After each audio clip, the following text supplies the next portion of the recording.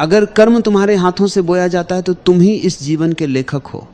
कोई ईश्वर नहीं लिख रहा तुम्हारी कहानी, कोई भाग्य नहीं तय कर रहा तुम्हारा भविष्य, कोई नक्षत्र नहीं, कोई ग्रह नहीं, कोई राशि नहीं। तुम खुद लिख रहे हो हर पल, हर श्वास के साथ।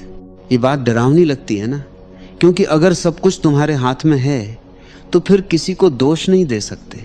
माँ बाप को नहीं, समाज को नहीं, भगवान को नहीं, किस्मत को नहीं, शनिदेव को नहीं, मंगल को नहीं। तुम अब तक दूसरों पर दोष डालकर बड़े आराम में थे। मेरी किस्मत खराब है, भगवान ने मेरे साथ अन्याय किया, मेरे माँ बाप ने मुझे ठीक नहीं पाला, मेरे बचपन में ऐसा हुआ, मेरी राशि ही ऐसी है। ये सब बहाने हैं, ये सब पलायन है, ये सब कायरता है। जब तक तुम दोष देते रहोगे तब तक तुम बदल नहीं सकते, क्योंकि जो बदलाव लाना है वो तुम्हारे हाथ में है। और तुम कह रहे हो कि तुम्हारे हाथ में कुछ नहीं, लेकिन जब तुम समझो कि हर चीज तुमने बोई है तब एक अद्भुत शक्ति जागती है।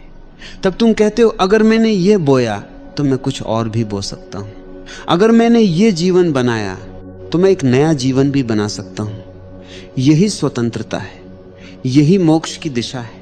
अब मैं तुमसे एक और गहरी बात कहता हूँ जो शायद तुमने किसी और से न सुनी हो, और इस बात को ध्यान से सुनो। ये बात तुम्हारे पूरे जीवन को बदल सकती है।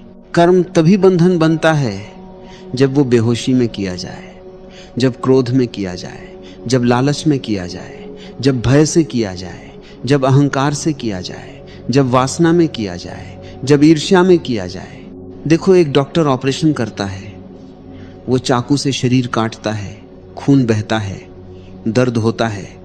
बाहर से देखो तो ये हिंसा है, लेकिन डॉक्टर का कर्म बंधन नहीं बनता, क्योंकि उसने होश में किया, करुणा से किया, उद्देश्य से किया।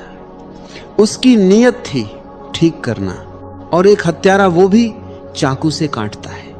बाहर से देखो तो शायद वैसी ही क्रिया है, लेकिन उसका कर्म बंधन बन जाता है, क्योंकि उसने क्रोध में किया, बेहोशी में किया, अहंकार में किया।